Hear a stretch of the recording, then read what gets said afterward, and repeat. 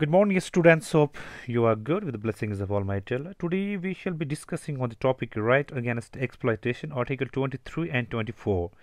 We are on the unit second, that is fundamental rights under Indian Constitution, and the subtopic is right against exploitation. Write a short note on right against exploitation. The Constitution of India recognizes the dignity of the individual and protects him against any form of exploitation either by the state or by the privileged classes in the society.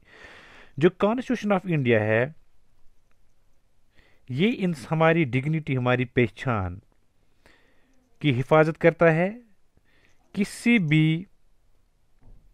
जुल्म से किसी भी problem से, चाहे वो state की तरफ से कोई वायलेशन हो या प्रिविलेज्ड क्लासेस जो रईस लोग होते हैं जिनको बाय बर्थ ही कुछ राइट्स दिए जाते थे, या उनसे खुदा ना खास्ता अगर हमें लगे कि कोई डर हमें उनसे है या कोई प्रॉब्लम उनसे हमारी वायोलेशन होती है राइट्स की, तो कॉन्स्टिट्यूशन ऑफ इंडिया हमें गारंटी देती है कि हम आपको इन चीज़ों से बचाएंगे.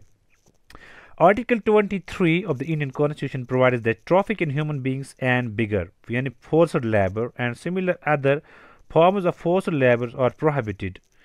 आर्टिकल 23 में ये बात मेंशन है कि ट्रैफिक इन ह्यूमन बींग्स, जो ह्यूमन बींग्स जो है, जब हम ट्रैफिक की बात करते हैं, कोई सा भी ट्रैफिक जैसे ब्लॉकेड, किसी रोड को ब्लॉक नहीं कर सकते हैं या कोई मसला जो है वो रोड पे नहीं कर सकते हैं, या बिगर जो लोग होते हैं, जो छोटे छोटे बच्चे आजकल हम देखते हैं जो सड़कों पर जिनसे भीख मंगवाई जाती है, ये कॉन्स्टिट्यूशन ऑफ इंडिया में ज़ेर कबूल नहीं है. इस चीज़ के बारे में सख्त कार्रवाई की जाती है अंडर आर्टिकल 23.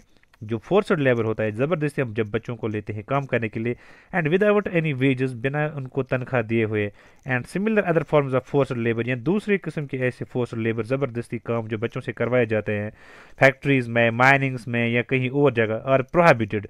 ये प्रोहिबिट है, ये नाकाबिल गवार है, ये बिल्कुल बैन है, इस पे जुर्म है. Forced work without payment has specially to be forbidden as this disguised form of slavery was actually practiced in some parts of India. ये फोर्स्ड लेबर जो है, एक्चुअली ये सिस्टम जो था ये इंडिया के कई स्टेट्स में था, आज उतना ज़्यादा नहीं है.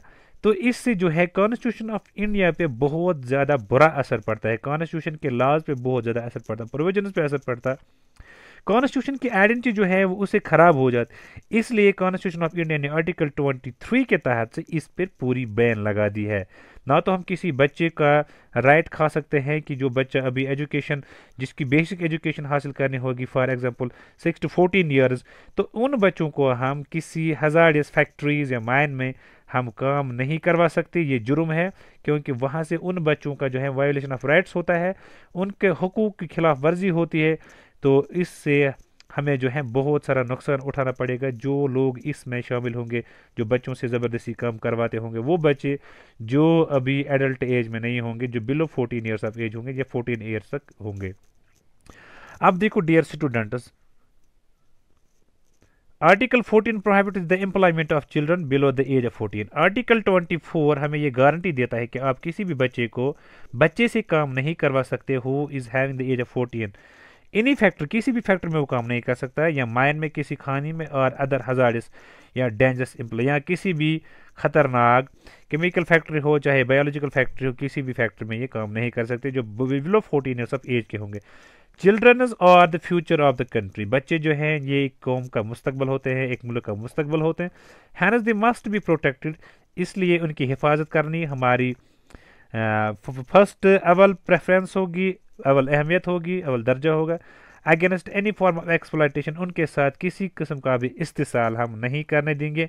Article 39 also provides that the state shall direct its policy toward securing that the tender age of children is not abused and childhood and youth are protected against exploitation and material and moral abandonment.